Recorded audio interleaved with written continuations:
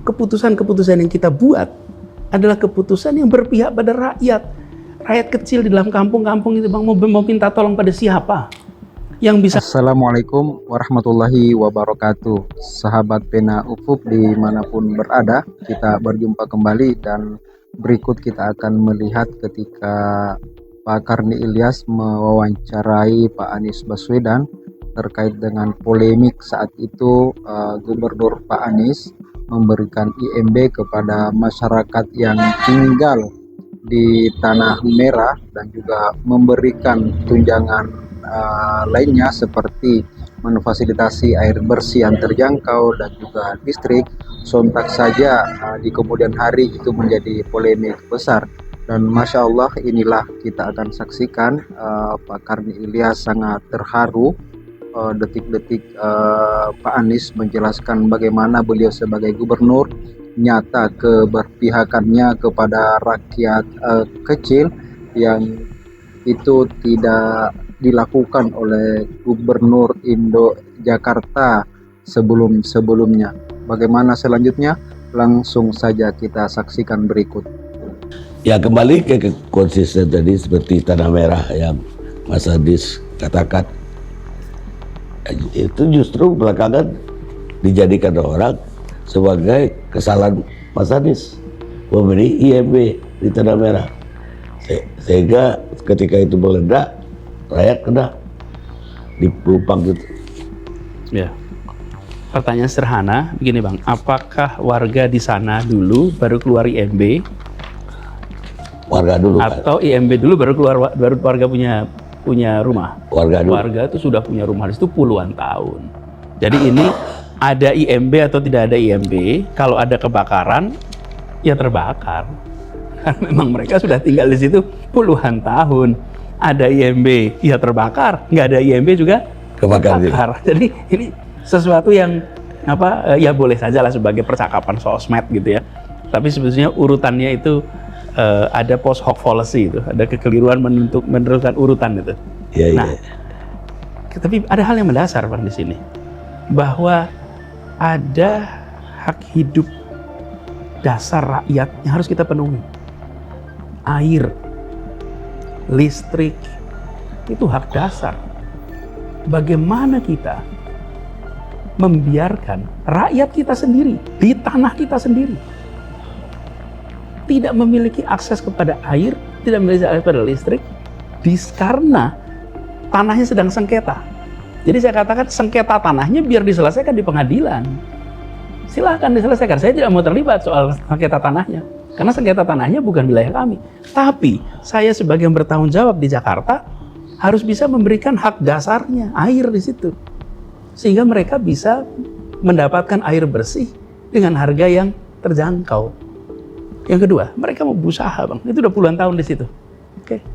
Dengan ada IMB, mereka bisa ambil kredit, mereka bisa ngurus IUMK, izin usaha mikro kecil, dapat pinjaman hidup mereka. Jadi, ini adalah sebuah jalan tengah untuk menyelesaikan persoalan yang lebih besar, yaitu tanah ini statusnya apa secara kepemilikan. Satu sisi mereka sudah tinggal di situ puluhan tahun, dan ada aturan perundangannya yang mengatakan bila sudah ditempati selama 20 tahun lebih, maka bisa menjadi. Tetapi ada catatannya banyak itu, bila tidak ada klaim dan lain-lain. Tidak sederhana lah.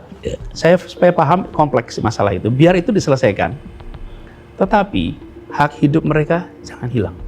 Lalu ada hal yang penting juga, Bang. Saya sering sampaikan kepada teman-teman pengelola BUMN di Jakarta.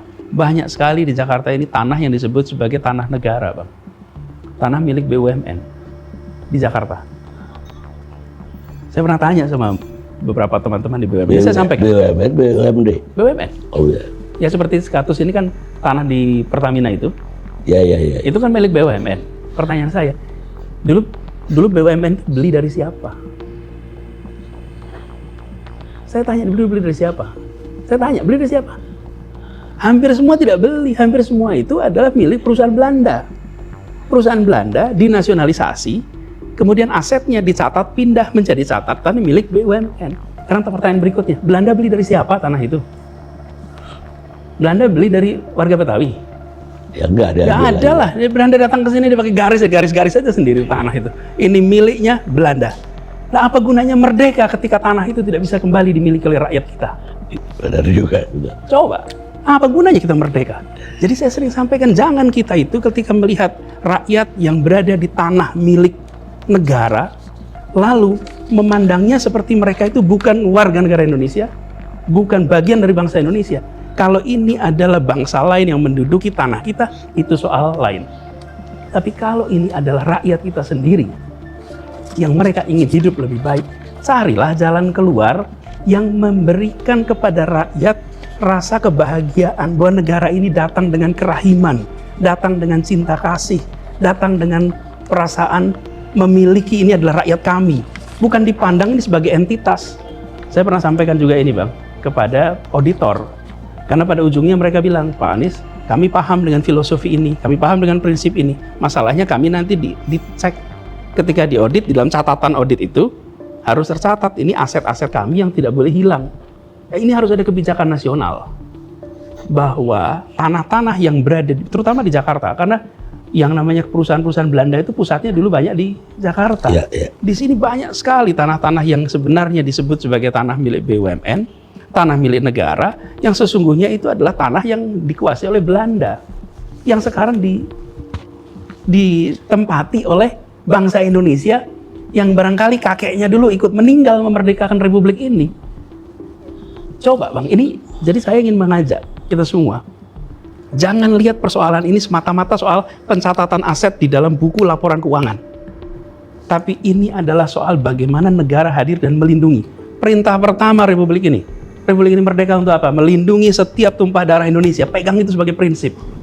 Dan jadi saya ketika melihat persoalan tanah di Tanah Merah dan tempat-tempat lain, saya selalu sampaikan, sekarang kami hadir berikan solusi. Yuk kita cari jalan keluar hukumnya tuh, yang terakhir tuh Bang. Kita ini seringkali nomor satunya tuh hukum dulu. Ini pakai prinsip keadilan, prinsip kepentingan umum, prinsip akal sehat, lalu cari regulasinya sehingga tiga itu bisa jalan. Nah, dengan begitu, keputusan-keputusan yang kita buat adalah keputusan yang berpihak pada rakyat. Rakyat kecil di dalam kampung-kampung itu Bang, mau minta tolong pada siapa?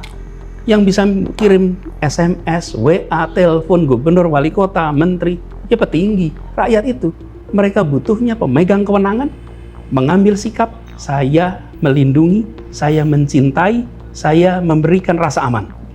Nah, itu yang jadi pegangan saya ketika saya harus berurusan dengan kampung-kampung itu Bang. Ya. Termasuk ketika muncul persoalan itu. Jadi saya yakin betul bahwa jalan tengah yang kita lakukan kemarin itu adalah untuk mereka bisa mendapatkan penghidupan yang lebih baik, kehidupan yang lebih baik.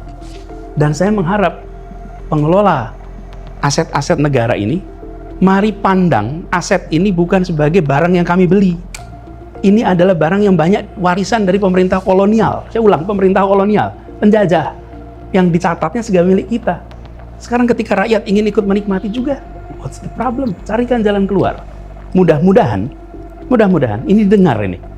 Saya sudah berkali-kali menyampaikan di dalam pertemuan-pertemuan ketika saya menjadi gubernur berurusan dengan BUMN, saya sering sampaikan itu, bahwa sudah saatnya kita mengatur ulang cara pandang kita terhadap rakyat yang sudah puluhan tahun tinggal di sebuah tempat yang tanahnya adalah turun-temurun dari kolonial Belanda.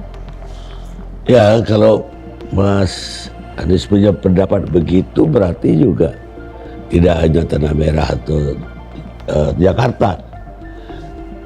Rakyat-rakyat di desa-desa itu juga tanahnya dulu jadi hak ERPA, hak Egendom, yang semuanya dikonversi jadi PTPN, jadi hak milik negara. Lah, ya itu milik mereka kok. Nah, sekarang mereka jadi buruh tadinya aja. Makanya begini, filosofinya dipegang. Bahas itu satu persatu Bang. Seperti juga kasus ini. Saya melihat dalam kasus ini, coba dicari satu persatu. Tapi prinsipnya, jangan kita membayangkan seakan-akan kita ini berhadapan dengan kekuatan asing yang memegang aset milik negara kita. Bukan rakyat kita sendiri yang butuh tempat situ untuk apa? Bukan jadi biliuner, untuk bisa nyekolahin anak, untuk bisa hidup. Apa susahnya negara ini punya prinsip cinta kasih gitu, menyayangi gitu. Jadi satu sisi administrasinya dibuat, regulasinya dibuat, tapi prinsipnya melindungi rakyat. Kita ini seringkali tidak peduli sama rakyat kita sendiri. Yang penting negara ini hadir untuk melindungi rakyat. Jangan dibalik bahwa kita ini hadir untuk melindungi negara.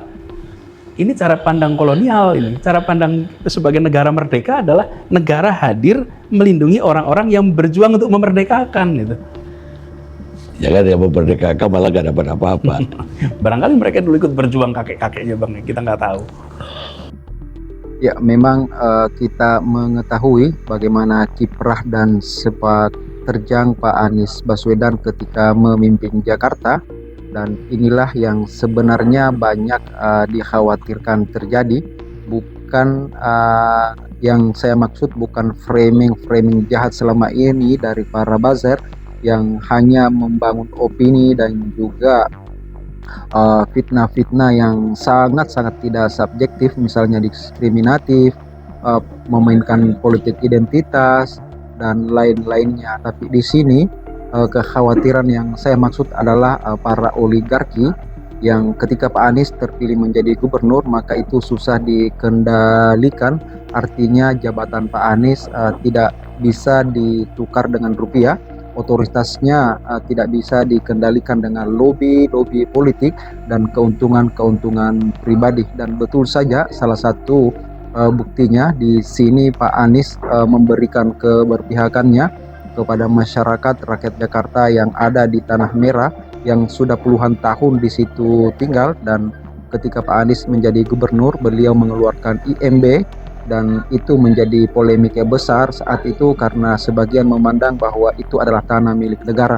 Tapi begitulah seharusnya seorang pemimpin, tanah negara untuk siapa kalau bukan untuk rakyatnya. Maka Pak Anies menunjukkan hal itu, dan kita menyaksikan Pak Karni Ilyas yang mewawancarai beliau sangat terharu dan memang sangat peduli Pak Anies kepada rakyat kecil ini. Sekian, terima kasih.